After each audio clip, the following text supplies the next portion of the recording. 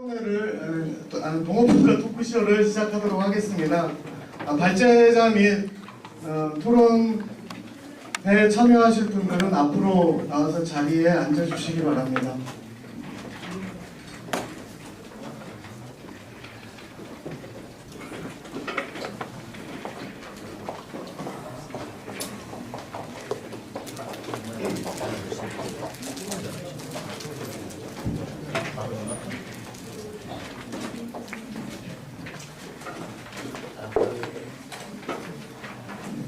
네, 그럼 지금부터 제2부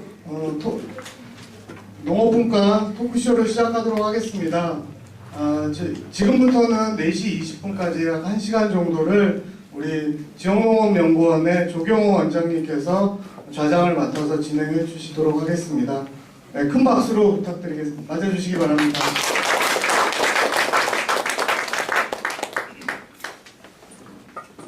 네, 반갑습니다. 이 토크쇼를 진행하게 된 지역농업연구원의 조경호라고 합니다. 오늘의 주제는 나와 있는데 우리가 한층 강력한 연합과 연대의 삶이라고 했는데, 연합과 연대라는 것은 결국은 지역을 전제로 하는 것 같고요. 그래서 우리가 지역을 매개로 해가지고 우리가 안고 있는 문제를, 농업의 문제를 어떻게 풀어나갈까, 이런 것들을 좀 이야기하는 시간이 되는 것 같습니다. 생소하게 토크쇼라는 형식을 좀 취했습니다. 제가 토크쇼라고 생각하면 옛날에 학교 다닐 때 잔이윤 쇼 본 거밖에 없어가지고요. 이게 잘 될려면은 모르겠습니다만, 일부에 보니까 토크쇼 할 때 이렇게 자석도 굉장히 편하고 마주보게 하더니 이건 완전히 토론의 분위기예요. 지금 자석 배치부터 좀 여러분들이 이해를 해주시고 그냥 편하게 찻집에서 차 마시면서 이야기하듯이 그렇게 이야기를 하라는 주문인 것 같습니다. 오전에 보셨겠지만 우리 그 단체장님들 굉장히 편하게 그러면서 하실 말씀들 잘 하시고 그랬어요. 제가 보면서 단체장님들이니까 저렇게 편하게 자신있게 이야기를 하지 2부 진행할 때도 과연 그럴까 싶습니다. 여기 보시다시피 다 정책을 연구하시는 분들이고 일선에서 정책을 직접 만들고 집행하시는 분들이라 아마 일부하고는 좀 분위기가 다르지 않을까 그렇게 생각이 됩니다. 그러면 조금 여기는 더 깊고 구체적으로 좀 논쟁거리도 좀 있을 것 같고 이렇게 될 것 같습니다. 예정된 시간이 그러니까 지금 주어진 시간보다 한 20분 정도가 줄었어요. 그래가지고 예정된 내용을 다 이야기를 할 수 있을지는 모르겠지만 시간 되는 허용하는 범위 내에서 진행을 해보도록 하겠습니다. 먼저 참석하신 분들을 소개를 좀 해주실 텐데, 앞에서 발표하신 분들은 시간 관계상 소개를 좀 생략하도록 하겠고요. 우리 패널로 참석하신 두 분 소개드리도록 하겠습니다. 먼저 우리 이지팜의 대표이신 박근동 대표님 자리 같이 해주셨습니다. 박수로 맞이해 주시기 바랍니다. 네, 다음에는 사단법인 농정연구센터의 장민기 부소장님 계십니다.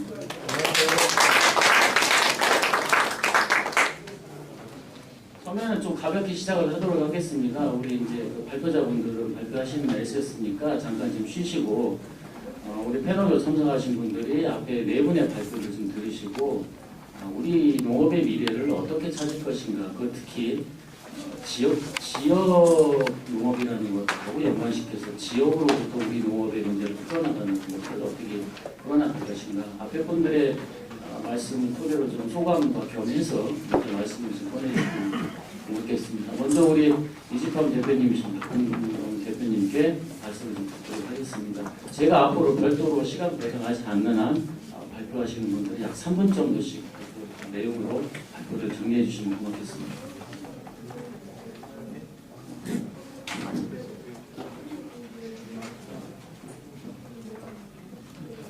여기는 스케프 배정 안 됐네요. 그래요. 오전하고 수직 확대된 것 같아요. 예,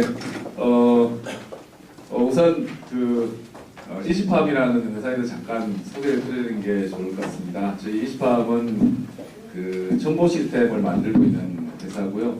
저희 회사의 슬로건 또는 사명이라고 볼 수 있는 게 농업, 농촌, 농민을 풍요롭게 하는 회사, 정보를 기반으로 이런 모토를 가지고 있습니다. 우리나라 세계 삼을 좋아하는 것 같습니다. 그래서 농업, 농촌, 농민 뭐 이렇게 다 삼농 이렇게 지금 얘기되는 것 같고 저희들도 정보를 통해서 탐농 그리고 편하게 농사 짓는 거 그리고 또 정보를 통해서 돈을 벌 수 있게 하는 부농 그리고 정보를 통해서 농민들이 또 대접을 받을 수 있는 상농 이렇게 세 가지 삼농회를 이제 저희 직원들의 내부 철학으로 공유를 하는 그런 회사를 만들어가고 있습니다. 저는 오늘 발표를 들으면서 이제 그런 생각이 좀 들었어요. 그 농산물을 그 경쟁 있게 만들어가는 경쟁력 요소 중에 첫 번째가 이제 가격 경쟁력을 보통 얘기를 하잖아요. 그래서 그 80년대에는 그 가격 경쟁력을 높이기 위해서 규모화를 한다든가 뭐 이렇게 좀 그런 노력들을 많이 해온 것 같고 그 다음에 또 한 가지 경쟁 요소 중에 하나가 이제 품질 경쟁력을 얘기를 많이 하고 있습니다. 그래서 고급 농산물을 만들기 위한 노력들 이런 것들 좀 풀어나가고 이런 부분들이 앞에 발표에서도 이제 얘기가 좀 나오고 했는데 그런 지역이라는 화두가 이제 나오기 시작하면서 아까 그 강호애 박사님 발표에서도 보면 그런 느낌이 참 많이 들었었거든요. 그러니까 직불제 얘기가 나오는 목표도 보면 그 소득이라는 개념을 보고 산업적인 관점에서 많이 바라봤다고 생각이 드는데 실제 다원적인 기능들 이런 것까지 얘기를 하면서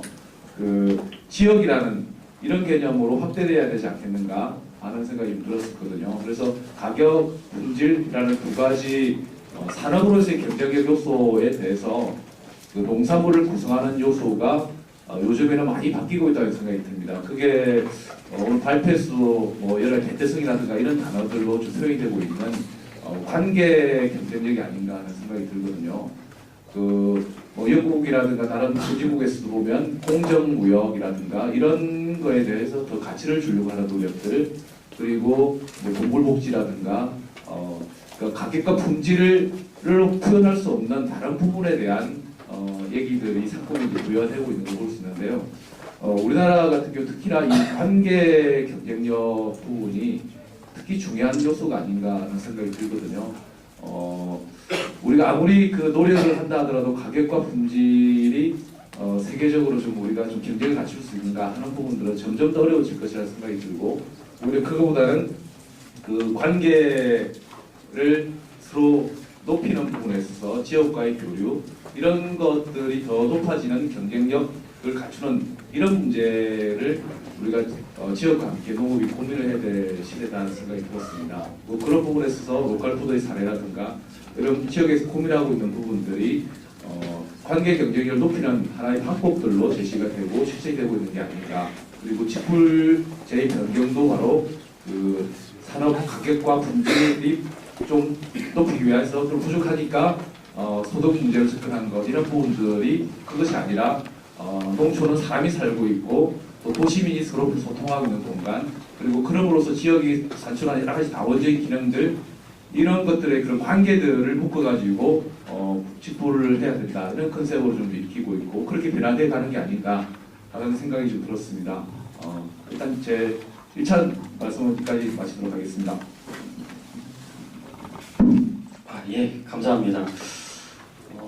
요즘 그 사회적 경제가 많이 얘기되면서 지역의 관계라는 말을 많이 씁니다. 관계를 매개로 자산, 관계자산, 관계적 거래 이런 말을 많이 쓰는데 올해 오늘 박 대표님은 관계적 경쟁력이라는 또 새로운 말씀을 제안을 해주셨어요. 많이 검토를 해보셔가지고 이것이 상당히 의미가 있다 싶으면은 앞으로도 또 이런 토론의 자리에서 많이 이야기가 될 수 있을 것 같습니다. 다음은 우리 농정연구센터 장민기 부소장님한테 마이크 넘겨서 오늘의 관계적인 이런 말씀을 좀 듣도록 하겠습니다. 네, 농정연구센터 장민기입니다. 오늘 내분 발표도 너무나 의미 있게 잘 들었고요. 또 여러 가지 많은 시사적 또 우리 원장님께서 지역과 관계 뭐 이런 자꾸 화두를 던져주셔서 제가 좀 걱정이 됩니다만 먼저 제가 느낀 점 발표를 들으면서 느낀 점 하나하고 평소에 좀 생각했던 거 이렇게 두 가지만 먼저 좀 서두에 말씀을 좀 드리고 싶습니다. 제가 이제 농업 경영의 문제에 관심이 많거든요. 그래서 농협, 또 장목반, 이제 공선출하회, 지역 조직화, 이런 여러 가지 생각들을 가지고 오랫동안 컨설팅도 하고 연구도 해왔었습니다. 근데 사실 오늘 들으면서 느꼈던 거는 그 단위에 대한 고민을 조금 더 하게 됐어요.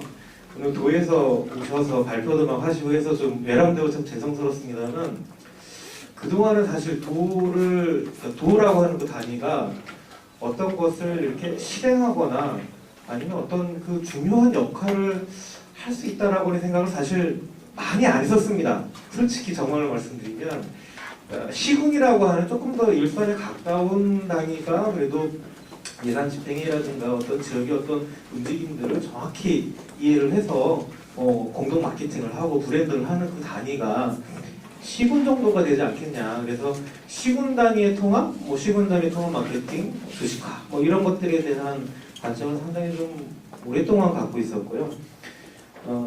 그 하위에 이제 농가 단위 주식화 이런 개념도 있었지만 어쨌든 도는 어떤 그런 그 농정의 어떤 추진이라든가 실행이 있어서 한 중간 정도의 어떤 매개 역할, 다리 역할 정도로 그치는 게 아닌가라고 하는 생각을 오랫동안 갖고 있었거든요. 그런데 최근에 어떤 변화, 그리고 특히 오늘 충남이나 전북에서 발표하시는 사안, 또 그 제주도의 감귤 이런 것들 보니까 이제 좀 바뀌었다, 시대가 좀 바뀌었다. 그래서 일선의 최말단에서의 그런 노력뿐 아니라 중간 단위, 특히 이제 광역이라고 우리가 표현할 수 있는 그 도에서의 어떤 기회, 방향의 정립 이런 게 정말로 이제 중요한 시대가 왔구나라고 하는 생각이 들었습니다.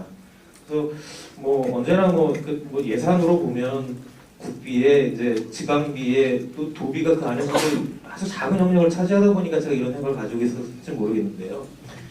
그런 작은 어떤 예산의 어떤 비중이지만 기획이 올바로 되고 또 그것이 지역 내에서 그 여건이 충분하게 그게 성숙될 수 있도록 끊임없이 노력하는 그런 그 상황만 벌어진다고 하면 정말로 그 큰 변화를 이뤄낼 수 있는 단위가 도에서도 만들어지고 있다라고 하는 그런 느낌을 좀 많이 받았습니다.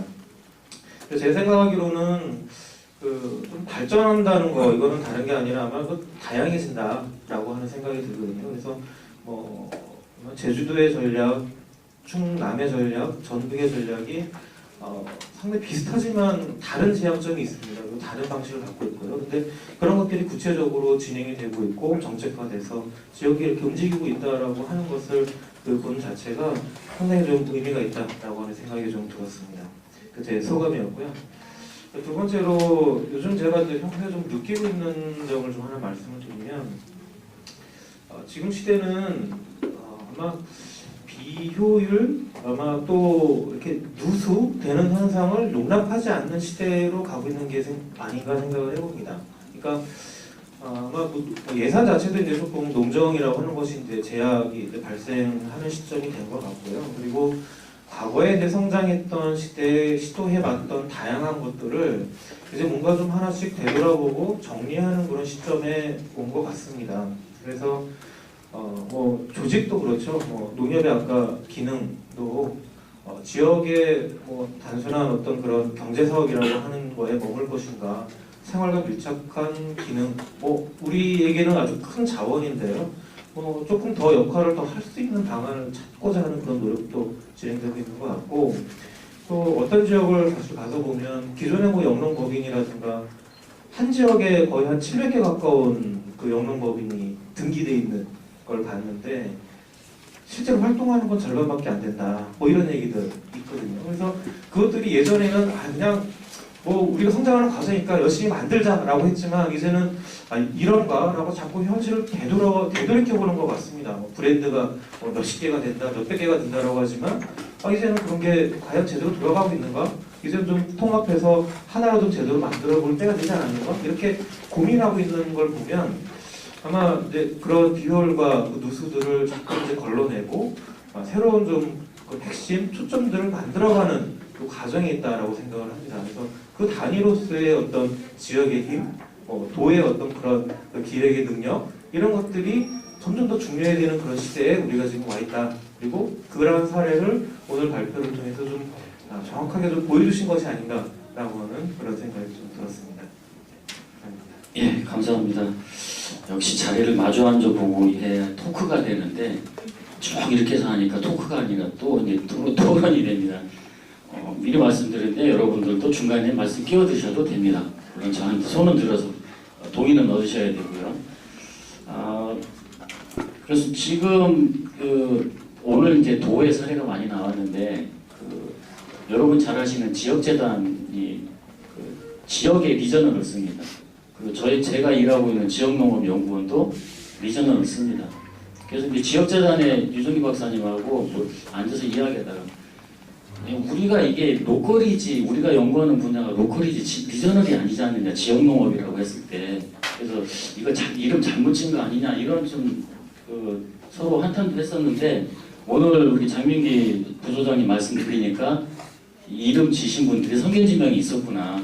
이 지역농업이라는 또 지역이라는 개념이 도 단위로 이제 확산되는 그런 시기가 왔지 않았나 해서 역시 먼저 하신 분들이 잘하셨구나 하는 생각이 듭니다. 이렇게 했으면 소감을 좀 들어봤고요. 오늘 이제 발표하신 분들 내용 중에 몇 가지 좀 여러분들이 좀 궁금해하실 만한 사항들 또는 조금 쟁점이 될 수 있는 만한 사항들을 제가 대신해서 발표자들한테 좀 여쭤보고 이야기를 듣는 시간을 좀 갖도록 하겠습니다. 먼저 나종국 회장님께 제가 질문을 좀 드리도록 하겠습니다. 사실 지역의 산지 유통 조직, 특히 이제 APC라고 표현되는 산지 유통 조직을 중심으로 공선 조직을 만들고 브랜드를 만들고 통합 마케팅을 하고 하는 것들이 시장 대응이 있어서 산지의 경쟁력을 강화시켜 나가는 유력한 방안이다. 이것들에 대해서는 대부분 공감을 하는 것 같습니다. 그러나 그게 그렇게 한다고 해가지고 꼭 성공하지는 않거든요. 거기에는 여러 가지 농가들의 어떤 자발적인 참여라든지 또 농가들의 무임승차 문제, 또 일정 물량의 확보나 공장의 가동 일수를 또 이렇게 유지하는 문제, 또 이 대량 유통이다 보니까 대량 유통 채널을 어떻게 또 확보하는, 시장을 확보하느냐 이런 문제들 굉장히 여러 가지가 요소가 있습니다. 그래서 그런 요건들을 다 갖출 때 이것이 이제 성공을 하는 건데 지금 오늘은 그 모든 분야를 저기서 다 이야기할 수는 없고요. 아마 지금 이제 감귤 APC를 중심으로 한참 구축을 해 나가는 과정이 있으시기 때문에 이 과정에서 농가들을 조직하고 농가들을 후련하고 하는 그런 과정들이 굉장히 쉽지만은 않으리라고 예상이 되는데 그런 부분에서 나타났던 좀 어려운 점이라든지 고민이 됐던 부분들 또 그것을 지금 극복했던 사례가 있으면은 그런 좀 경험 사례를 좀 먼저 이야기를 좀 듣고 싶습니다. 그리고 시간이 되시면은 감귤 거래소 그것과 관련해서 아마 감귤 거래소라는 개념이 조금 이게 언뜻 안 와닿으시는 분들도 계실 텐데 거기 어떻게 운영이 되는 건지 그 부분도 같이 좀 설명을 해주시면 고맙겠습니다. 예, 지금 여기 우리 제주도에서는 이 FPC가 지금까지 8개소가 있고 앞으로 17년까지 해서 한 12개소.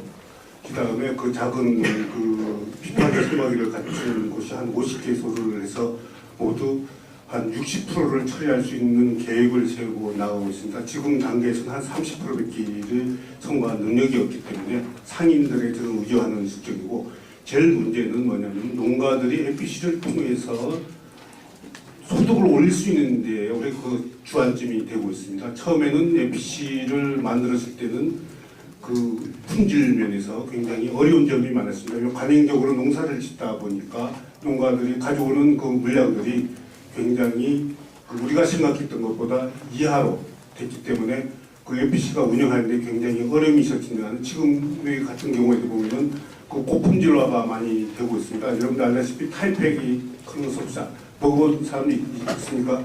왜냐하면 감귤에 비늘 같은 것이 있습니다. 아웃도어 같은 보면은 공기는 통하고 빗물은 차단해서 수분 스트레스를 주어서 당도를 높이는 감귤을 많이 재배를 권장을 했었고 물건들이 지금 들어오면은 오늘도 경락가들 보면은 3,000원에서 55,000원까지 같은 물건인데도 불구하고 3,000원에서 55,000원까지 경락을 되고 있습니다. 그래서 이 품질화가 되면서 농가들이 소득이 되면서 이제 NPC에 대해서 굉장히 관심을 갖게 되고 출라가 지금 많이 됐다고 좀 말씀드리고 싶고, 제가 중점적으로 그 했던 사례를 한 군데를 말씀드리겠습니다. 그 지역에 보면 한경 지역이 있습니다. 한경 지역이면 저희 제주도 같은 서부 지역인데, 그쪽에는 굉장히 그 강귤이 품질이 그 기후적으로 좋지를 않은 곳이 되겠습니다. 서귀포 쪽에서 강귤이 좋은 물감이 나는데 서부 쪽에는 그 토질이 굉장히 그 진흙으로 돼 있고 비가 오지를 않고 그런 조건이 있기 때문에 그 굉장히 품질이 그 좋지를 않았습니다. 그래서 제가 그 갔을 때 그쪽에 한 그 산남 영농조합원이 있었는데 하루는 저를 찾아왔습니다. 저를 찾아와서 얘기를 하면서 울면서 우리 서부 지역에 어떻게 하면 돈 벌 수 있고 밀감을 고품질화시켜서 나갈 수 있는 방법이 있겠느냐. 그래서 도에서 지원을 해달라. 그렇게 그 사람들이 왔습니다. 그 안내에서 보니까 대부분이 힘이 없고 뼈 뻗은 사람들만 거기 남아 있었습니다. 좋은 사람들은 돈을 안 주니까 전부 빠져나갔고 40명 중에 한 20명이 그 돼 있고 우리가 살 수 있는 방안을 강구해달라. 그럼 너네가 뭐를 원하느냐? 그러니까 비판의 생각이, 왜냐하면 이 까지를 않고 그대로 할 수 있는 그 현대식 그 비판기 시설을 하게 되면은 그 시장에 가서 그 차별화가 시켜서 지역에서 그 불안화를 시킬 수 있다. 이 부분에 지원을 해달라. 그럼 좋다. 너네 자부담을 낼 수 있겠느냐? 자부담을 낼 수 있다. 이게 언제까지 할 수 있나? 3일 내에 좀 하겠다. 그래서 너네가 3일 내에 돈을 자부담을 그때 한 15억이 정도 됐는데 3억을 가져오시면은 내가 분명히 그것을 지원해 주겠다. 그래서 약속을 했습니다. 그런데 그 뒤에서 보니까 그 3억이라도 이틀 사이에 정부에서 저한테 가져왔습니다. 그러면 됐다. 그 정도로 단합이 되면은 분명히 그 성공할 수 있겠다. 그래서 우리가 그 산지 규모화를 그 총과정을 규모화를 시키고 그 대신 조건이 있다. 너네들이 생산하는 물건을 상인한테 팔지 말고 전부 공동 출하를 해라. 그리고 또 한 가지 조건은 뭐냐면 공동 선별을 하고 공동 생산을 해라. 일단은 송과장에 물건이 들어오면은 농가 물건이 아니다. 이 영농조합의 물건이다. 그리고 출하하는 데는 뭐냐면은 생산자의 입김이하고 너네가 주차적으로 해라. 그러면 그렇게 얘기를 제가 전제 조건을 주었습니다. 그러니까 거기서 실행하는 게, 그러면은 대전농협 공판장이 있습니다. 대전농협에. 그러면 저희가 대전농협에서 공판장을 하는데 그 뒤 가서 무식으로 그 할 수 있는 분들을 지원해달라. 그럼 좋다. 얼마 필요하나? 2천만 원 필요하다. 2천만 원을 그 2,000박스. 그 당시 2,000박스 굉장히 컸습니다. 2,000박스를 대전 공판장에 전부 뿌렸습니다. 전부. 2,000박스가 얼마니까? 그 사람 하나에 먹히시면 몇 개알이 됐습니다. 그 전부 대전 공판장이 전부 그 산양영농조합법인으로 그 밀감을 해서 전부 매겼습니다. 그러다 보니까 그쪽에는 왜냐면은 출하를 언제부터 하느냐면 1월달부터 하게 됩니다. 그 귤이 1월달부터 해서 그 차별화시키는 전략을 해서 1월달부터 이제 하게 되면은 그 산이 많기 때문에 산이 빠지는 시기에 되면은 굉장히 브랜드화 될 수 있는 그런 체계가 됩니다. 그래서 전부 그것을 해서 그 뿌리고 홍보를 했습니다. 그게 또 하나 아니면 KBS에 제가 아는 지인이 있어갖고 계속 3일 동안 전국 방송을 타서 홍보를 해달라. 그래서 전국 방송에서 3일 동안 계속 연타를 했습니다. 그래서 밀감은 서귀포 밀감이 아니고 서부에 있는 산영비까지 최고다는 그 인식을 심어주게 돼서 지금은 그쪽에 가보면은 공동 출하, 공동 선별, 지금 아예 자발적으로 돈이 돼 있기 때문에 농가에서 전부 물량을 해서 굉장히 모범사례가 되고, 여러분들이 제주도 한번 내려오시면은 산양 영농에 있는 그 공동 선답, 공동 출하하는 것을 한번 벤치 막경을 했으면은 아마 좋은 사례가 될 걸 봅니다. 이상입니다. 예, 감사합니다.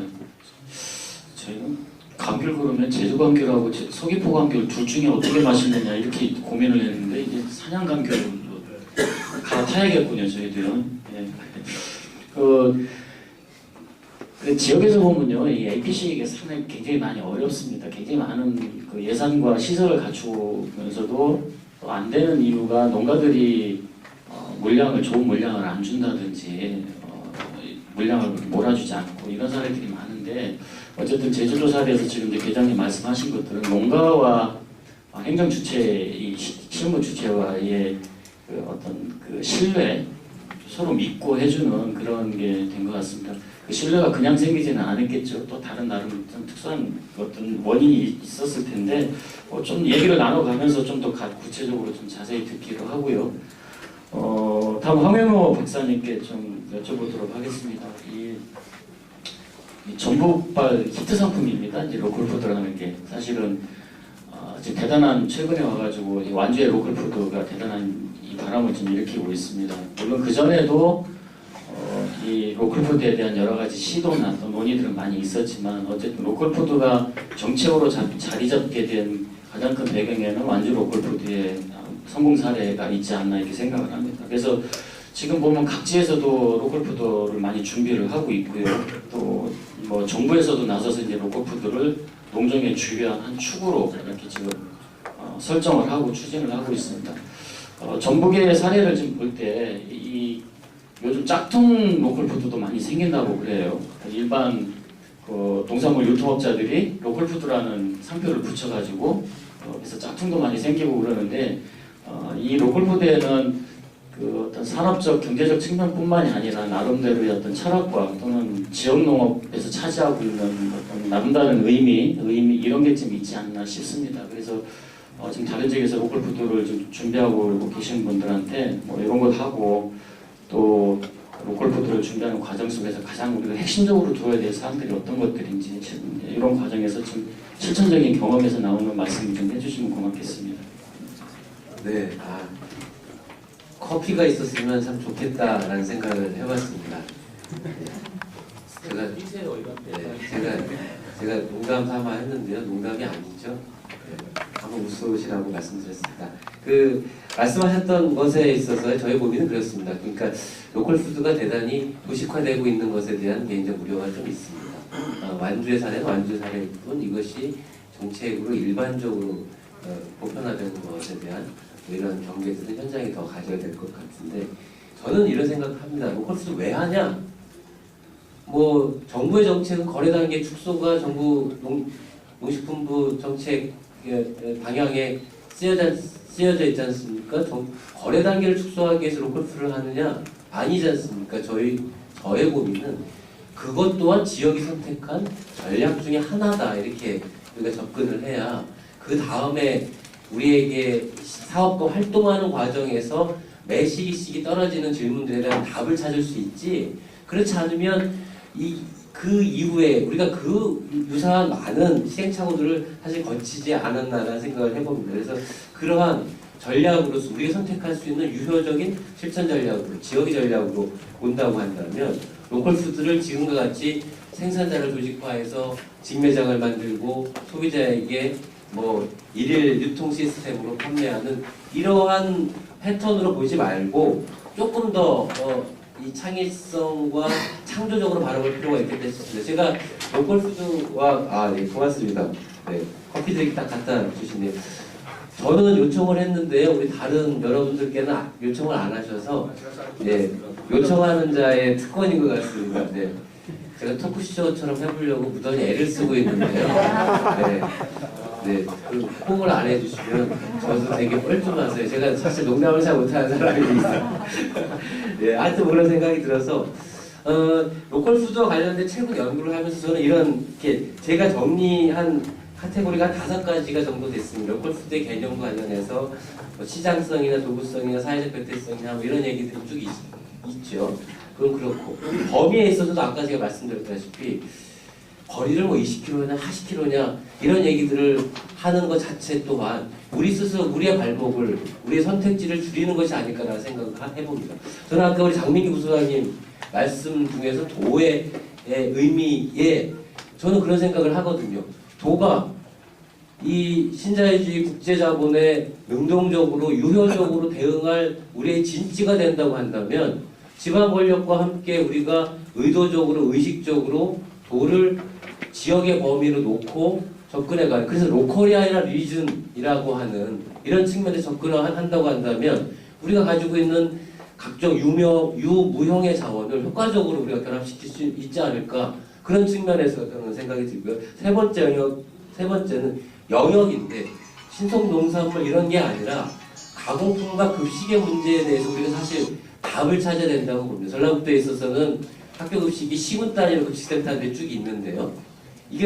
이거를 도 단위로 묶어내지 않으면 아시다시피 급식 시장의 이 공모전 속에서 생산자와 지역의 이해의 관계가 왜곡될 수가 있겠다. 그래서 사실 아까 보여드렸던 광역 단위 통합 마케팅 시스템 플러스 로컬 푸드 지원 시스템은 이게 로컬 푸드의 관계 시장 영역이냐 시장 경쟁형 이 통합 마케팅 영역이냐 이렇게 이분법을 놓는 게 아니라 말은 그렇게 놨지만 언저리에 사실 같이 얽혀 있는 고민들이거든요.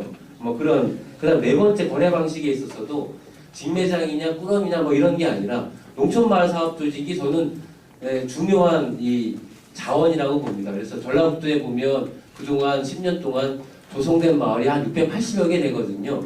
이들 마을에 상품들이 정말 많이 있습니다. 이게 다 로컬푸드 상품 아니겠습니까? 근데 이러한 로컬푸드 상품을 어떻게 거래할 것이냐의 관점에서 하나로마트를 로컬푸드 판매 거점으로 우리가 활용하지 않으면 안 된다라고 저는 봅니다. 그 제가 아는 지인이 하나로마트에 그 이제 저기 로컬푸드 꾸러미 사업을 하시는 제 학교 선배님이신데요, 고창님.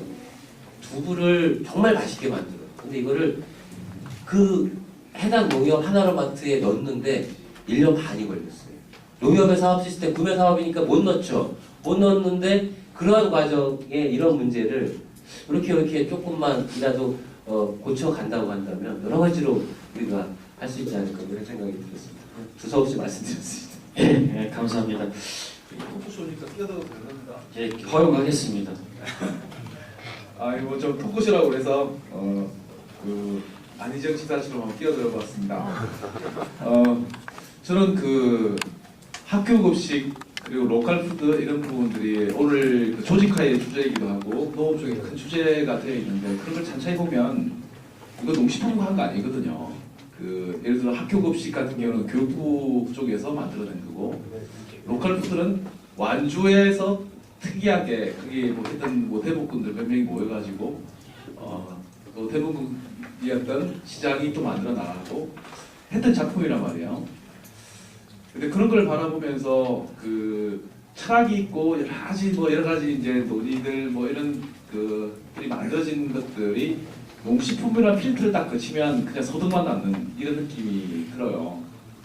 그래서 본질은 없어지고 껍데기만 딱 남아있는 그렇게 해서 우리 아래 좁혀지는 그런 세계로 좀 줄어드는 게 아닌가 하는 고민들이 좀 들거든요. 그런 부분들에 대해서 농업계가 그 아까 리전이라는 부분 이런 부분들도 개념을 확장하는 부분이 있겠고 그리고 농식품부뿐만 아니라 뭐 교육부나 그 다른 보건복지부나 뭐 이렇게 좀 확대해가는 이런 부분에서 좀 넓은 시각을 가져야 되는 게 아닌가 하는 생각이 들거든요. 그렇지 않으면 그래서 그게 아까 그 직불금 같은 경우도 네거티브로 계속 우리가 뭔가 부족하고 못 살고 하니까 그냥 돈 더 줘야 되는 거 아니냐 하는 시각이 아니라 포지티브하게 우리 농촌이 이렇게 우리나라를 지켜가고 있는 거고 아까 그런 얘기도 있었잖아요. 그 산업화 시대에 우리가 농촌이 다 그 일꾼들을 다 도시로 내보내가지고 우리나라를 키워줬고 이제는 또 해야 될 농촌의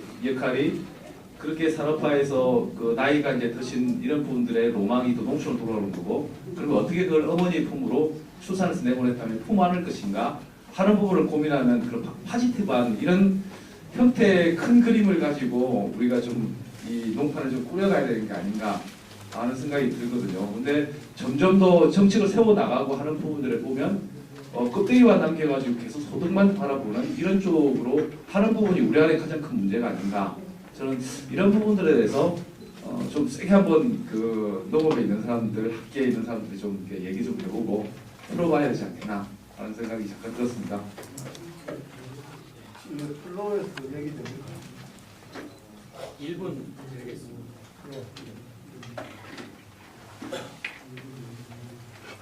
네, 저는 저 생물 다양성 한국인의 사무총장 배문경호입니다. 지금도 저는 사실 오늘 다 조건 상관없이 그냥 농업의 미래라고 무조건 봤습니다.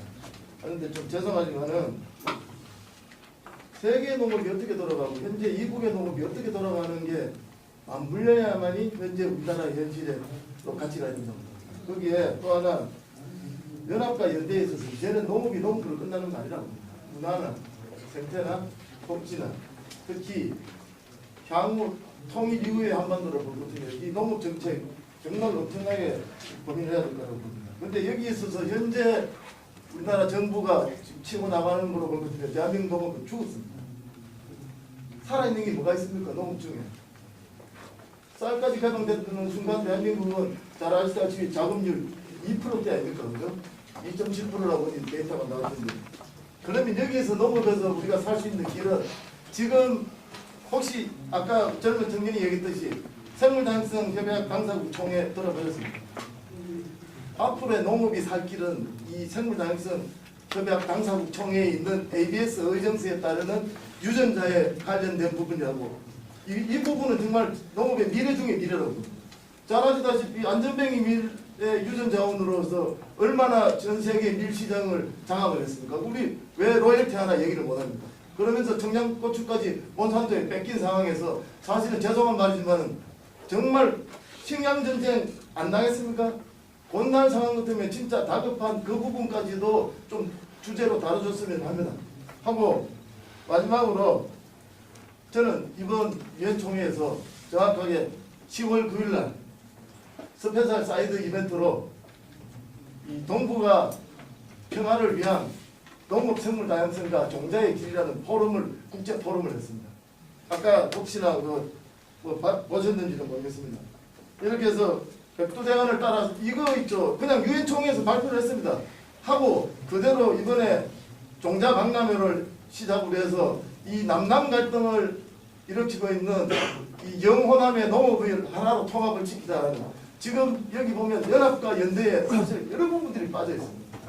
아까 청년도 얘기했지만 왜 남북 농업에 대한 얘기는 한마디도 없냐. 그리고 이 국제적인 유전 자원에 대한 부분도 왜 없느냐. 제가 이제 왜 다른 데보다 얘기하냐면 뭐 전북발전연구원이나 충남발전연구원들의 공무원들이 계시기 때문에 정말 제발 이 부분에 있어서는 조례도 만들고 정말 대비를 해야 됩니다. 아까 박은동 대표께서 말씀하신 동물복지 어디 있습니까? IS 26,000 안에 동물복지 있는데 아마 대한민국에서 유럽에 수출 하나도 못할 겁니다. 동물복지의 5가지 기준을 거치지 않은 모든 육류는 이 수출이 거의 안 된다고 봐야 됩니다. 이런 데 대한 국제사회에 가지고 있는 여러 가지 어떤 형식이나 규제나 이런 데 대한 대응 전략을 왜 우리는 못하고 있습니까? 죄송한 말이지만 진짜 이 농업 쪽에 있어서는 정말 바로 눈앞에 떨어진 정말 쌀개방 되고 난 뒤에는 대한민국은 솔직히 카길한테 어느 순간에 잡혀먹을지 모르는 상황입니까? 몬산토가 가지고 있는 이 종자주권, 식량주권과 이 식량안보에 대한 부분이 진짜 농업의 미래의 핵심이라고 생각합니다. 감사합니다. 너무 판이 커요.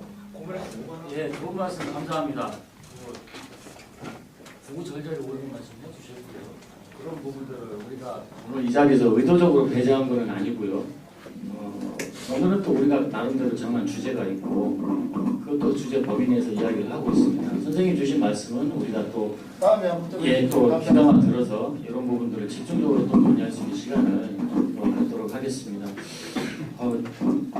좀 편하게 하려고 그러는데 좀 너무 긴장이 좀 분위기가 좀 됐어요. 그 부분에 대해서 선생님들 책임을 지셔야 될 것 같습니다. 네. 공부 많이 하도록 하겠습니다. 네. 막걸리 먹고 있는데 니네 왜 공부 안 하냐고 그러면 또 그렇잖아요. 어쨌든 좋은 말씀 주셨고요. 마무리 정도에서 이런 발언이 나왔으면 참 좋게 총하기가 제가 참 좋았을 텐데 중간에 이렇게 되니까 어쩔 수 없이 또 본래의 주제대로 다시 돌아가서 진행을 하도록 하겠습니다. 예, 우리 쭉 팀장님한테 질문 하나 드리도록 하겠습니다. 충남 역시 만만치가 않습니다. 충남이 한간에 내발적 발전이라는 용어를 가장 많이 쓰는 집단이 충남도청 공무원들이라고 해요.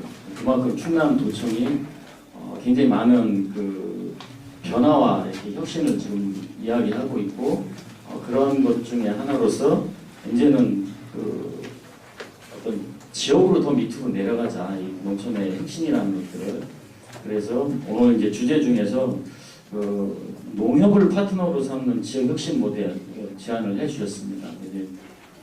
좀 깜짝 놀랐습니다. 이제 아무리 혁신을 한다고 그래가지고 이제 농협을 파트너로 지역 혁신을 이제 꾀한다는 의미에 대해서 혹시 여기 농협 관계자분들 계시면은 조금 서운하게 들리실지 모르겠지만 농협 일단 여러분들 아시게 농민들은 농협에 대해서 굉장히 좀 파트너라기보다는 개혁의 대상으로 많이 삼고 있고 또 저희가 농촌 현장에서 볼 때 사실 행정하고 농협하고 관계가 되게 안 좋아요. 굉장히 서로 불신들이 많습니다. 농협은 행정을 믿지 못하고 행정은 농협을 또 믿지 못하고 그래서 농협하고 행정하고 같이 공조한다는 것들은 굉장히 사실 굉장히 어려운 과제거든요. 그래서 어떻게 해서 이런 고민들을 하게 됐는지 우리 이제 발제 중에 간단하게 말씀을 해주셨지만 특히나 농협과 행정이 제가 보기에는 농협과 행정이 스스로들 손 악수하고서 잘해보자 하기는 상당히 힘들 것 같고요. 제가 이제 표현이 좀 지나쳤는지 모르겠지만 여기는 중매쟁이가 하나 좀 껴들어야 될 것 같습니다. 그 중매쟁이의 역할이 생산자 농민들이 아닌가. 그래서 이제 이것을 지역 혁신 체계라고 이제 그 표현을 그렇게 하셨어요. 그럼 과연 이런 지역 혁신 체계를 어떻게 꾸릴 것인가 이 부분에 대해서 두 가지쯤 그 논점이 되겠는데 하나는 농협이 어떻게 이런 지역 혁신체계 주체로 서기 위한 스스로의 변화 노력을 할 수 있을 것인지 그런 것들을 어떻게 행정에서는 유도하고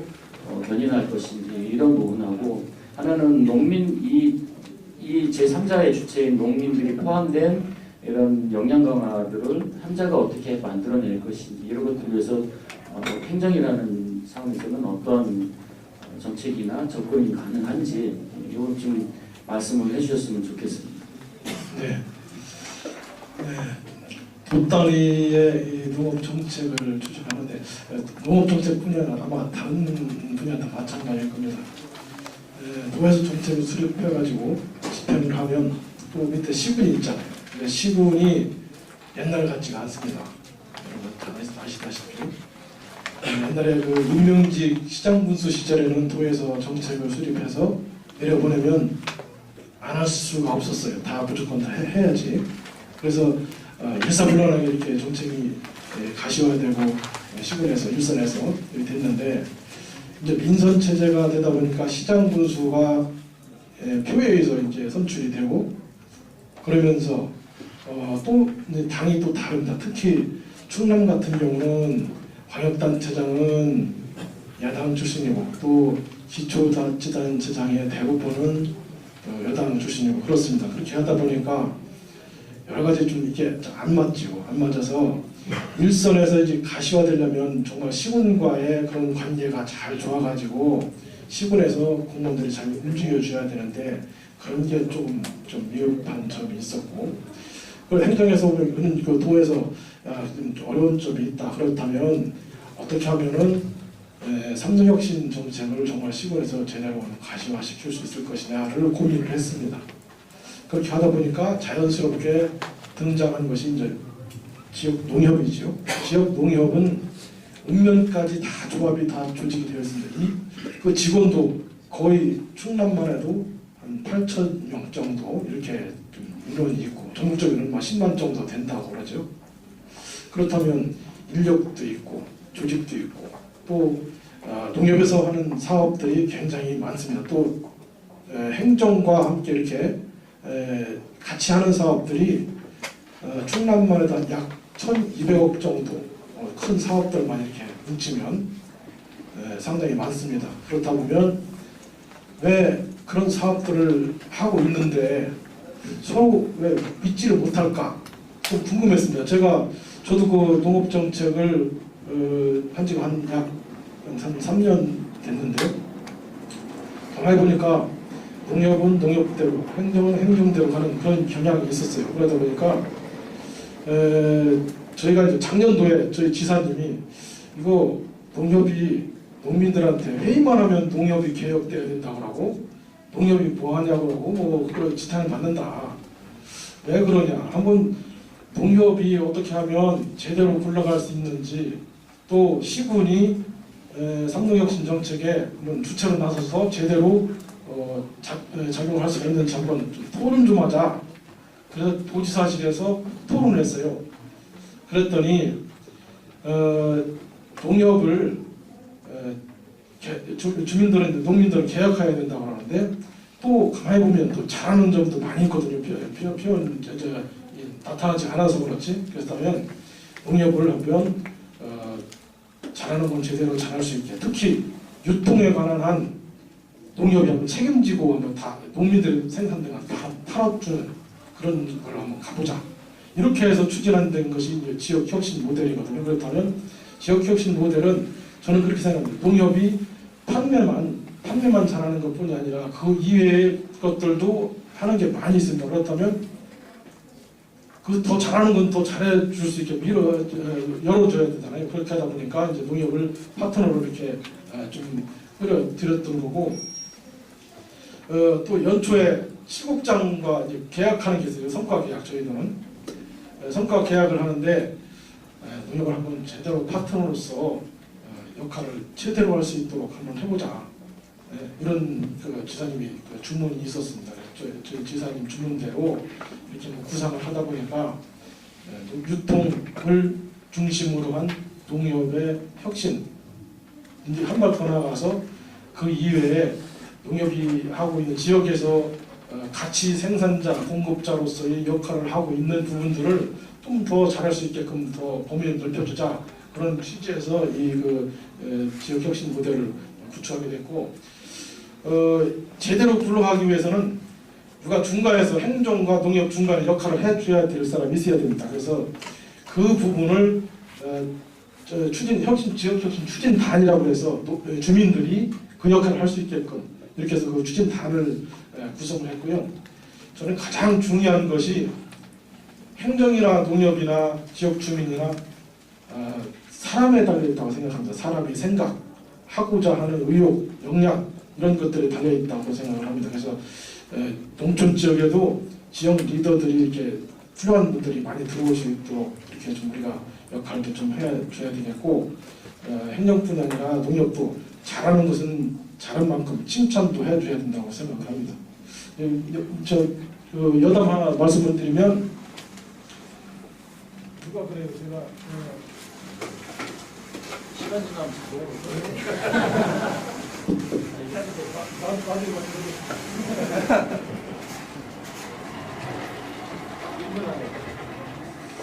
제가 그 농업정책과에 발령을 받아서 왔더니 누가 그러더라고요. 야, 뭐 잘못한 거 보이냐? 거기 가게? 그러더라고요. 그래서 아이 뭐 그랬다고 나도 발탁돼서 왔는데 뭐 그랬다고 그랬더니 또 얼마 지나니까 한 1, 2년 지나니까 그래요. 또 누가 거기 간지 한 1년 됐잖아? 그러면 이제 나올 때도 됐잖아? 그러는 거 속상하더라고요. 그러면서 어떤 생각을 했냐면 농업을 주민들, 사람들이 하찮은 것으로 이렇게 여기는 거, 이런 것들을 불식시켜야 되겠다. 그리고 농업 정책을 하는 사람들, 농협에서 일하는 사람들의 사기를 좀 올려줘야 되겠다. 라는 생각을 갖고 있고, 저희 충남부에서는 다행히 저희 지사님이 농업 정책을 도정의 최우선 과제에 올려놨기 때문에 저희 농업 관련해서 일하는 우리 공무원들 사기가 팍팍 올라가고 있습니다. 예, 제가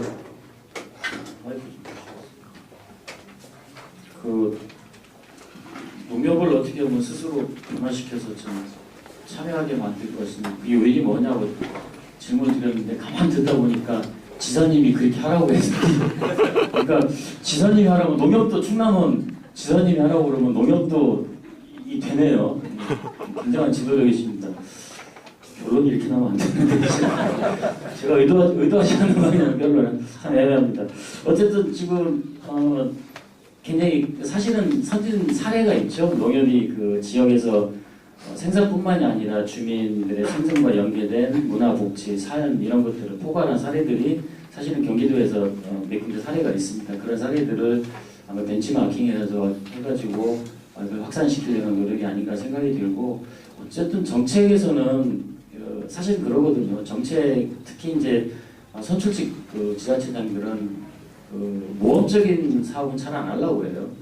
좀 안정된 거, 확인된 거 이런 것들을 좀 하려고 그러는데, 이런 다른 지역에서 안 하는 선진적인 시도를 자꾸 한다는 것들은 그만큼 충남의 지역 농업에 또는 농촌 활성화에 어떤 미래가 굉장히 많이 기대가 되지 않나 이렇게 생각이 됩니다. 이제 발제자 중에 좀 마지막으로 우리 강 박사님한테 좀 여고 싶겠는데 왜 분위기가 조금 무거워집니다. 다시 우리 강 박사님 오늘 이 자리에 왜 오셨는지 모르겠어요. 전혀 이게 지금 그 지역이라는 거하고 이렇게 거리감이 자꾸 도대체 어떻게 기획하신 거예요? 무슨 의도로 기획하신 건데?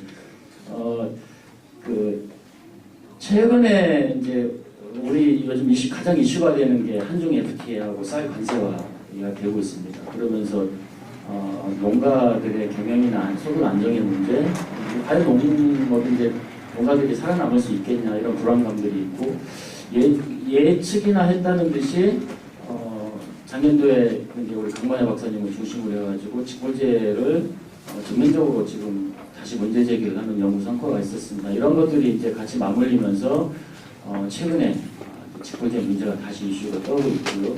아까 이제 발표 중에도 말씀하셨지만 이제 소득 안정, 이 가격 지지, 가격을 보상하는 시장가격을 보상하는 소득보다는 공공적 기능을 중심으로 하는 이제 지역적 개념으로 그래서 이제 다원적 기능이라든지 지역 활성화, 공동체 활성화 또는 소농을 보호하는 뭐 이런 쪽에 이제 많이 직불제가 이제 좀 강조가 돼야 된다 그런 말씀을 해주셨고요.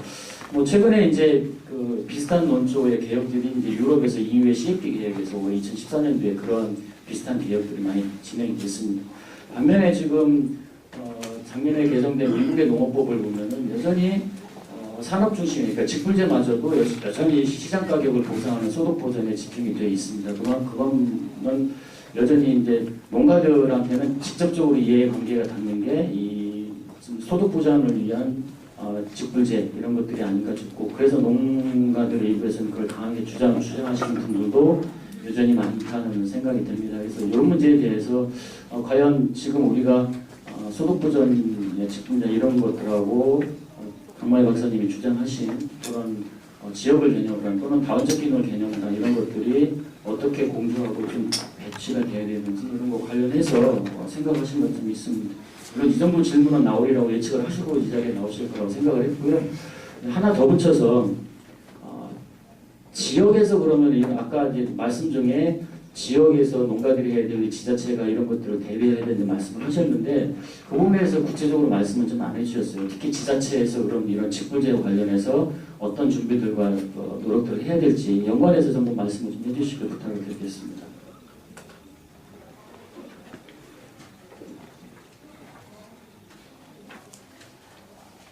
예, 답변에 대해서 말씀을 제가 아는 범위 내에서 고민했던 범위 내에서 말씀을 드려보면 산업으로서의 위축은 앞으로 계속 될 것 같아요. 아까도 앞에서 그 PPT를 설명드리기 위해서 말씀드렸지만 뭐 전 세계적으로 선진국들이 다 겪었던 현상입니다. 그리고 계속 그거는 가속화될 거고요. 그러니까 GDP는 전체적으로 국가 성장함에 따라서 계속 커지지만 농업 비중은 어차피 지금 저희가 한 2% 1%에 떨어질 거라고 예상을 하고 있고 그에 따라서 선진국들도 예산 비중이 실제로 여러분도 아시겠지만 농업보조금의 비중이 저희가 진짜 높습니다. 그러니까 유럽연합이 그 공동기금이란 걸 만들어서 한 50~60%를 농업 예산에 다 쓰고 있는 것을 제외하면 전 세계적으로 저희 나라가 이제 선진국 수준에서는 가장 농업보조금이 높습니다. 그만큼 농업이 위축됨에도 불구하고 농정 예산에 투입되는 비중은 다른 산업에 비해서 높다는 걸 말씀을 드립니다. 저희가 5%대인데 다른 나라는 1%, 2%대입니다. 그러니까 그렇게 보면은 위축이 되고 있지만 그걸 어찌 보면 농정 보조금이라는 걸로 가까스로 지금 어떤 유지하고 있는 상태입니다. 하지만 지금 최근의 현상들을 보면 그런 유지마저 지금 힘들겠다라는 생각이 들고요. 뭐 FTA가 지금 계속 연이어서 지금 파결되다는 소식이 들어오면서 위축 부분은 다른 나라보다는 좀 더 가속화될 것 같다는 예상을 할 수 있고 하지만 그 농업 내 산업에서의 그 양극화가 좀 더 심해질 것 같다. 그러니까 위축되는 과정에서 하지만 상위의 10% 이상들은 점점 더 이 농업 이 전체의 볼륨을 잠식해 갈 거고 나머지 70~80%였던 다수의 농가들은 점점 더 그 부분하고 거리가 멀어질 거다라는 예상을 하고 있습니다. 그렇기 때문에 그 산업 쪽으로 가는 그 전업농 부분들은 어차피 이분들은 시장 경제에서 마당에서 놀아야 되는 부분이고요. 나머지 70~80%의 다수의 농가들은 결국은 이 정책적 사이드에서 어떻게 이거를 커버해 줄 수 있느냐. 이거를 산업 정책으로 풀 수는 없다. 그리고 지역 농정, 지역 정책으로 풀 수밖에 없다라는 게 저희 생각이었고 그리고 이제 유럽 사례를 보니 진짜 그렇게 되고 있었습니다.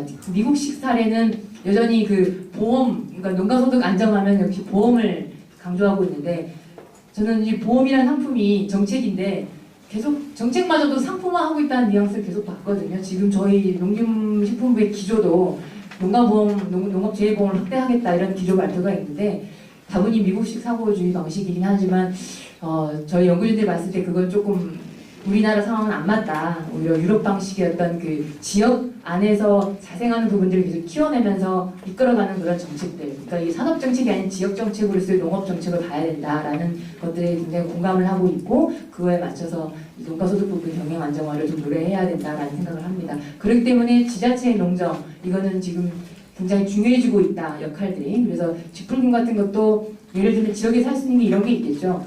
충남 같은 경우에는 지금 맞춤형 그 비료 지원 사업이라든지 또 벼경영 안정 직불금 자체의 직불금 사업이 있어요.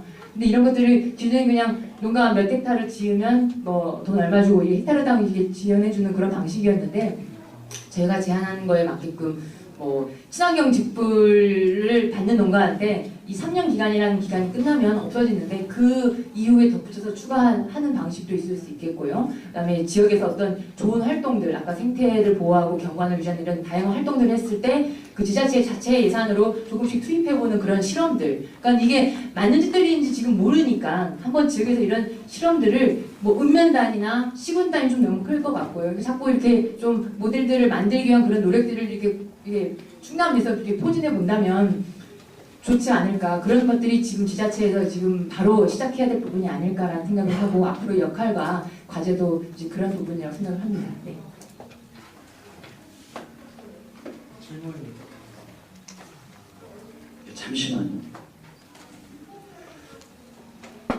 정리를 해야 되는데 갑자기 질문을 까먹어버렸어요. 결국은 지자체 직불금과 관련해서 지자체에 또 공이 넘어간 부분이 있는 것 같습니다. 예를 들면 다양한 직불이라는 것들은 그 다양성이라는 것들은 결국은 지역의 다양성들을 포함을 해야 될 것 같고요. 그렇다면은 지역들이 갖고 있는 농업의 조건, 문화적 조건 이런 것들을 포함한 지자체의 예산 배분 이런 것들이 또 역시 지자체의 몫으로 돌아가지 않겠느냐 하는 이제 또 강 박사님 말씀을 좀 정리를 하면 그런 것 같습니다.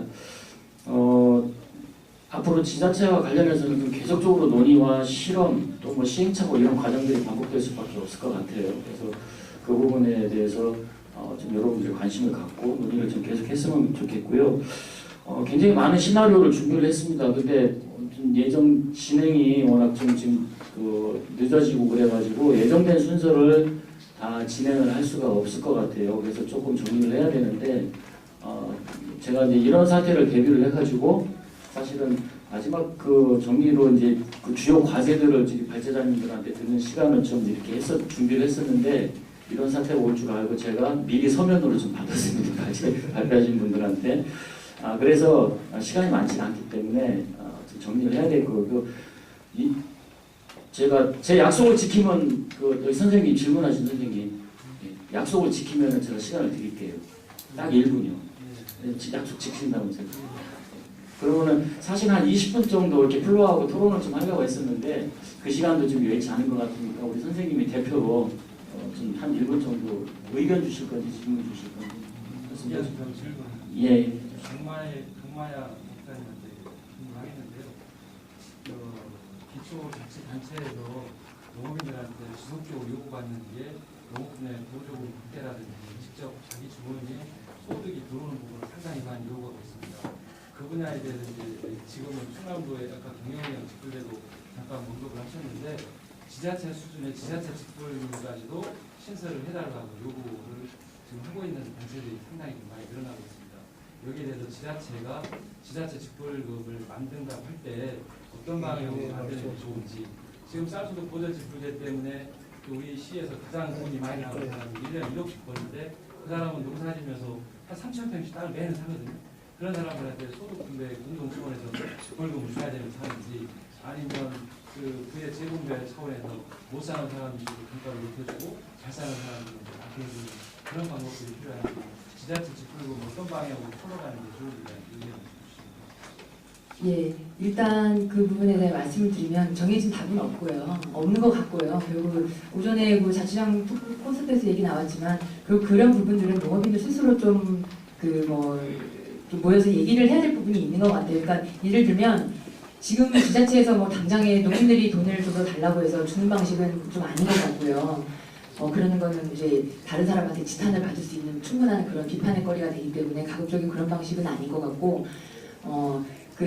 만약에 어떤 마을 단위로도 구성해 볼 수 있을 것 같아요. 그러니까 저도 뭐 이런 걸 하다가 그런 질문을 받았을 때 고민을 좀 해봤던 게 뭐냐면, 우리 마을은 진짜 이런 것들이 필요한데, 그러니까 만약에 농촌 경관이 너무 지저분하고 더럽고 외부 사람들도 안 와서 농민들 중에서 살기 힘든 공간인데, 우리는 근데 소득이 필요하다, 직불금 달라 했을 때 어떤 식으로 접근할 수 있겠냐면, 우리 마을 주민 한 50%가 농가가 모여서 우리 마을을 뭔가 뭐 주변정을 한다던가 경관을 정비한다던가 아까처럼 뭐 토종 종자를 보호한다던가 뭔가 조건들 하나씩 만들게 하는 거죠. 그래서 우리 마을은 이런 거를 뭐 1년 동안 아니면 5년 동안 뭘 해보겠다, 이런 실천을 그런 합의들을 마을 주민들 내에서 같이 합의를 하고, 그랬을 때 이 지자체가 그런 차원에서, 그러니까 그런 활동에 대해서 뭔가 손실이 갔잖아요. 농가는 그 마을을 치우는 동안 소득 활동을 못했지 않습니까? 그러니까 이런 거에 대한 보상 접근, 그러니까 그런 것들을 조금 더 시범적으로 하는 게 낫지 않나라는 생각을 해봅니다. 지금 뭐 비료 지원 사업이나 농약 지원 이런 사업들처럼 뭐 그냥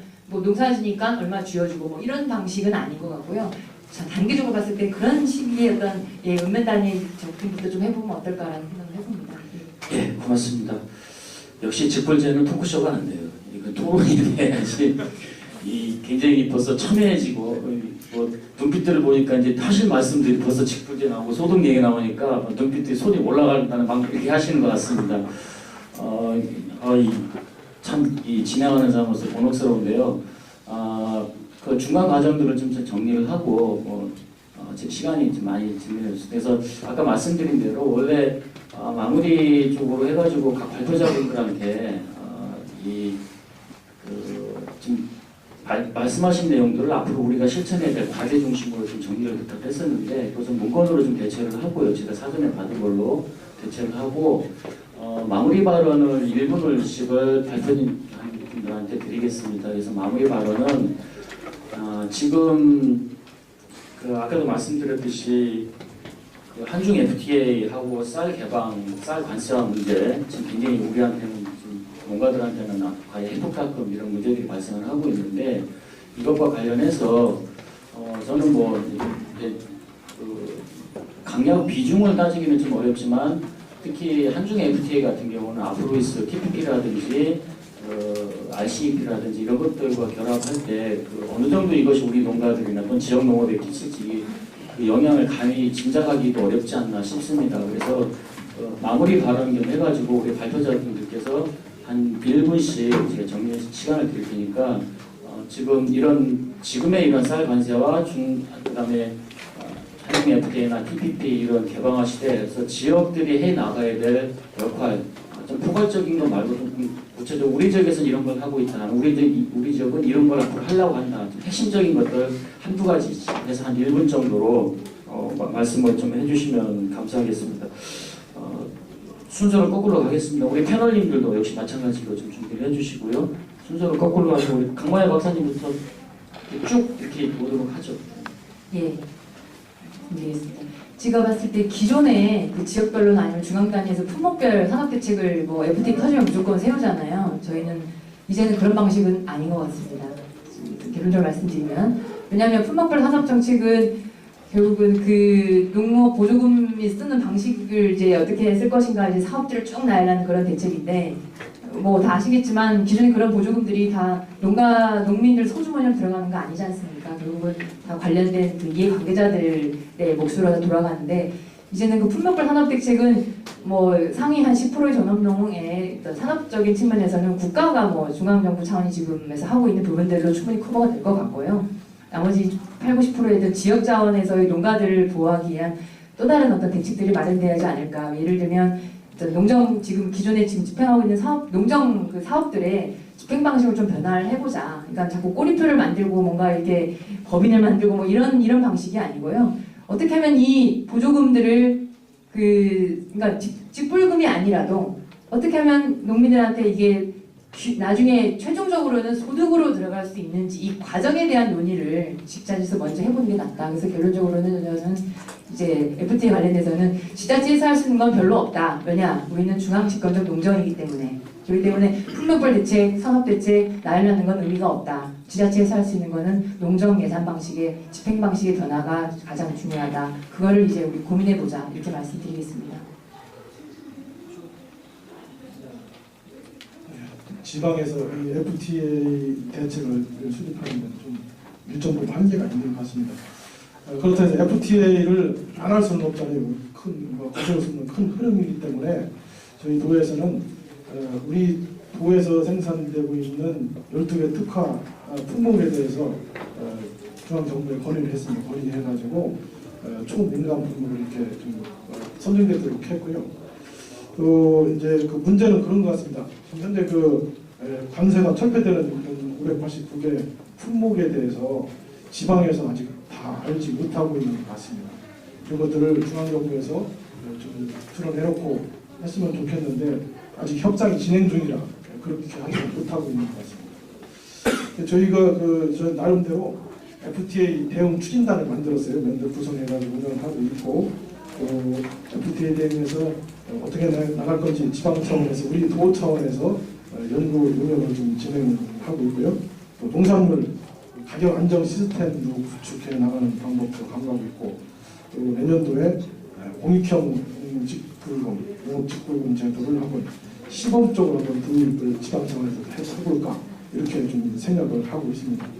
그러면서 저희가 저 개인 의견인데 FTA가 이렇게 타결되고 한중 FTA 타결되고 나니까 한 일주일도 안 돼가지고 한 뉴질랜드 FTA가 또 이렇게 타결했는데 이럴 때 중앙정부가 해당 중앙부처가 좀 적극적으로 좀 대시 좀 해서 농촌이 좀 어려움에 처했으니 FTA 타결하면 득을 보는 부분에서 좀 떼가지고 농촌 부분에 좀 더 집중적인 투자가 필요하지 않겠냐 이렇게 자꾸 그 요구를 해줬으면 하는 그런 생각을 가지고 있습니다.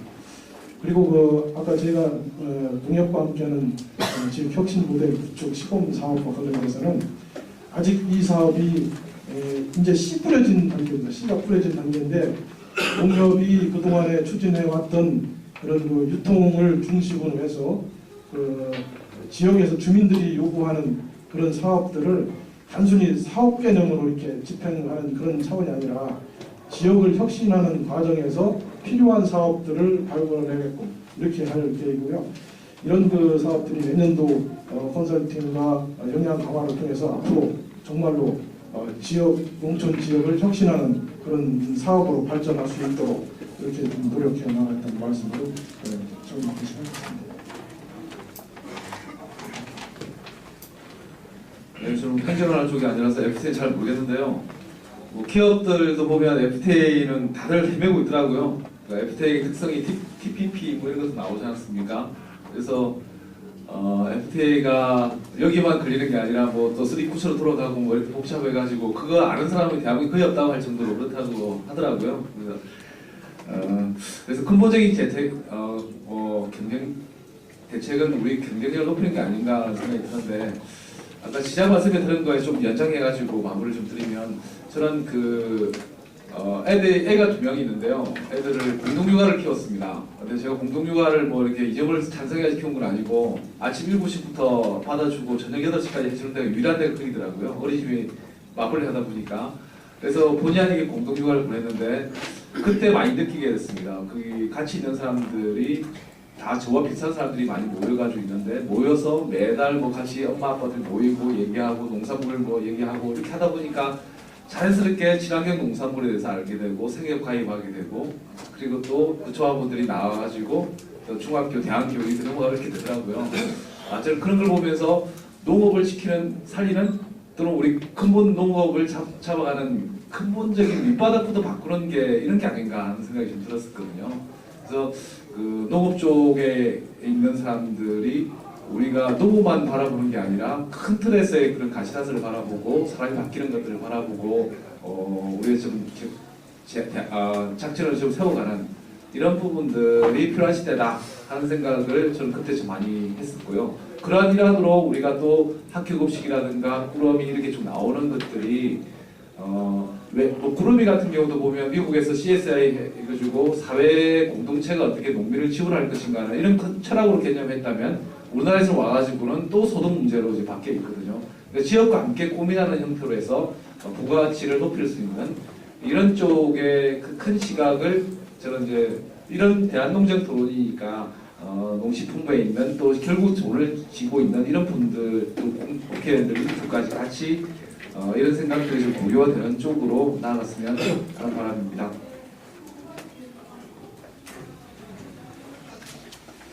네, 그 마무리 어떻게 될까 참 많이 고민이 되는데요.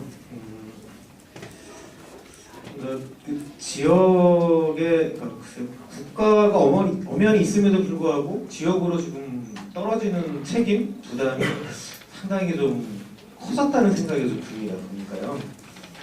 쌀 문제를 지역이 해결할 수 있을까? 근데 사실 전북도 그 황영 박사님하고 같이 하면서 전북이 로컬 푸드에 열심히 하게 되면 쌀은 누가 하지 하는 생각을 사실 많이 했어요. 그런 것 보면 뭐 여러 가지 좀 괴리가 있다. 뭐 어쨌든 지역이 합쳐져서 국가가 되는 거지만 또 어떤 전체의 관점, 또 지역의 관점, 또 각각 개별 농가의 관점 이런 것들이 참 많이 중첩돼 있구나. 이런 것들 어떻게 우리가 지금 현명하게 이렇게 조정하는 것이 참 중요한데 그 대부분의 답을 지금 지역에서 찾고 있다라고 하는 그런 막중한 좀 책임감, 지역이 정말로 좀 잘 해주셔야겠다라고 하는 생각이 좀 많이 들었습니다. 그리고 근데 결국 이제 미래의 문제인 것 같아요. 그 직불도 잠깐 얘기 나왔지만 결국은 지금 땅에 연결돼 있거든요, 직불이요. 근데 이걸 활동으로 우리가 전환시킬 수 있을까? 뭐 국가는 이제 땅에 맞추어서 이제 그 직불이라고 해야 되지만 우리가 대상을 잘 알고 있는 지역은 활동이라고 하는 면으로 조금 더 이렇게 방향을 돌리면 답을 좀 찾아볼 수 있지 않을까 하는 생각도 사실 해봅니다. 그래서 지역의 힘은 그런 데 있는 것 같고요. 그런 면에서 조금 더 오늘 다뤄지지는 않았습니다만 좀 이제 근원적인 문제가 있습니다. 그러니까 사람 문제 그리고 조직의 문제인데요. 쌀 같은 경우만 봐도 뭐 한 마을에 거의 한 사람이 다 농사짓다시피 하는 게 현실인데 그것을 지금처럼 그냥 아무런 장치 없이 뭐 이렇게 진행하는 게 맞는가? 분력별 경영체라든가 이렇게 다양한 그런 조직체들은 있습니다만 아직 실체화가 좀 안 돼 있는 부분들이 있습니다. 그래서 그런 조직들을 좀 많이 좀 활성화하는 어떤 뭐 유통이라든가 뭐 다양한 측면도 있습니다만 생산에 대한 어떤 조직의 문제를 좀 다시 한번 우리가 좀 고민할 때가 됐고 그 안에 청년들이 들어가고 또 후계 세대들이 좀 만들어질 수 있는 어떤 그런 틀이 좀 이제는 준비가 좀 돼야 할 시점이 아닌가. 앞으로 미래의 농업을 위해서는 그런 게 아닌가 좀 생각을 해봤습니다. 네, 저는 감귤로서 오늘 주제를 발표를 했기 때문에 감귤로서 좀 마무리를 좀 하겠습니다.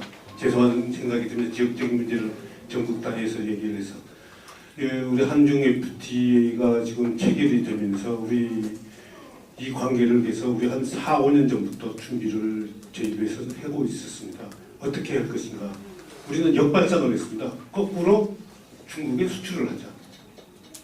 이게 다시 말해서 다른 사람들은 지금 한중일 FTA가 되면은 다 죽는다. 왜냐하면은 그 중국이 알다시피 감귤 분야에서는 거의 전 세계 한 80%가 생산하는 곳이 중국입니다.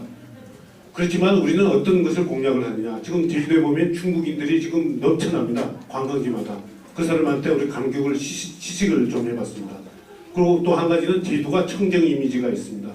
그 청정 이미지와 그 지역에 맞는 그 고프던트, 그러니까 그 중국에는 그 VIP 그 고객들이 좀 많다고 우리가 조사를 했습니다. 우리가 우리나라 인구 정도가 갖고 있다고 해서 그 사람들을 만나서 그 사람들의 공략을 하게 되면은 우리 역발상적으로 오히려 FTA가 우리 좋은 호기가 될 수 있다는 그런 착안을 가지고 지금 준비를 하고 있고 또 맛있는 어디 놔도 떳떳하고 맛있고 세계적인 브랜드를 가르치는 감귤을 지금 하고 있다는 말씀을 드리면서 우리가 거꾸로 수출 분야에 많이 힘쓰고 있다는 말씀을 드리면서 끝나겠습니다. 감사합니다. 네, 이의 그 문제의식은 지금 우리가 불안정하다는 거라 생각합니다. 이 불안정성을 어떻게 안정화시켜낼 것인가에 대한 전략 속에서 다양한 지역의 사례 논의들이 이루어질 것 같고요. 불안정성을 안정으로 이뤄내기 위한 사업 활동은 매 시기 고도의 의지적인 실행 전략과 정책 실험이 있지 않으면, 그리고 우리가 보다 더 순발력 있고 스피디하게 대응하지 못하면 안 된다라는 생각을 해봅니다. 그래서 전라북도의 정책 실험은 트랙 1으로서 통막 이걸 광역 단위로 끌어올리자.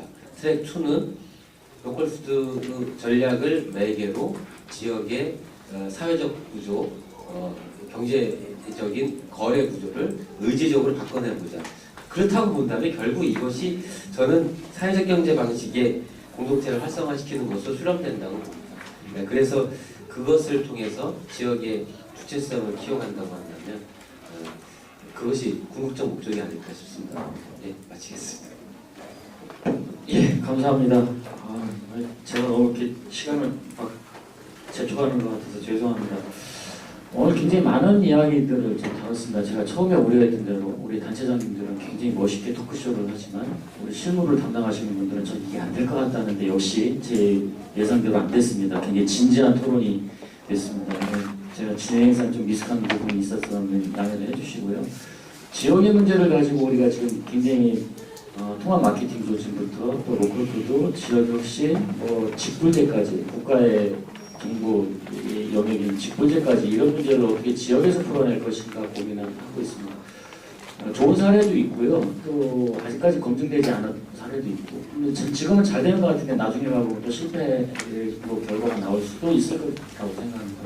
다만 이러한 지금 우리가 하는 시도와 노력들은 결국은 우리가 계속 농업이라는 것들이 자본과 시장에서 밀릴 수밖에 없는 이런 근본적인 한계들을 지역으로부터 어떻게 이것을 돌파해낼 것인가 하는 다양한 몸부림과 시도가 아닌가. 아까 우리 저쪽 방청객 선생님 말씀하셨던 생분 다양성 문제나 예를 들면 어떤 다국적 기업의 이런 종장 문제 같은 경우도 결국은 국가가 그걸 해결해 주지 못하는 마당에서 우리가 지역에서 어떤 우리 스스로의 노력과 이 체계를 만들어내서 우리 나름대로의 방식으로 이걸 돌파해 나갈 것인가 하는 그런 노력들인 것 같습니다. 이런 노력들은 당분간 계속 될 것이고요. 여기서 좋은 성과들을 통해 가지고 우리 나름대로의 농업을 지키는 새로운 방식 이런 것들을 만들어내야 되지 않을까 그런 것 같습니다. 그래서 그런 어떤 문제를 공유하고 다양한 것들이 시도되고 있다는 것, 그리고 이런 시도들을 우리가 지역에서 앞으로 확실히 좀 확산해 나가는 과정 속에서 우리가 비전을 찾아보자 하는 정도로 오늘의 좀 의의를 좀 찾고 싶고요. 많은 이야기를 더 나누고 싶고 상당히 쟁점되는 부분도 있습니다만 그런 부분들은 다른 자리를 빌어서 우리가 더 많이 논의를 했으면 좋겠습니다. 자, 여기서 이제 제게 주어진 시간을 마치고요. 우리 동문님께 마무리를 넘기도록 하겠습니다. 감사합니다. 토론의 토크쇼 어려운 형식인데 진행해 주신 여기 앞에 앉아 계신 모든 분들께 다시 한번 큰 박수 부탁드리겠습니다. 마치기 전에 잠깐 안내 말씀드리겠습니다. 오늘 행사가 이걸로 끝나는 것이 아니라 총괄 정리 코너가 있습니다. 특히 이제 아까 오전에 진행했던 1층 아트홀 봄에서 진행이 될 건데요. 오늘의 키워드 중에 하나인 그 청년과 관련해서 청년 농부의 코멘터리라고 하는 특별 영상이 상영이 될 것입니다. 내려가셔서 봐주시기 바라고요. 그리고 오늘 토론했던 이런 분과들이 지금 5개 분과로 나눠져 있습니다. 각 5개 분과에서 어떤 이야기들을 했는지 정리해서 발표하는 순서가 있습니다. 다른 분과들 궁금하실 텐데 참석하셔서 한 분도 빠짐없이 같이 들어주셨으면 좋겠고요. 그리고 마지막으로 참가자 전원이 참석하는 기념 촬영이 있습니다. 그래서 그렇게 해서 총 6시까지 진행이 되는데요.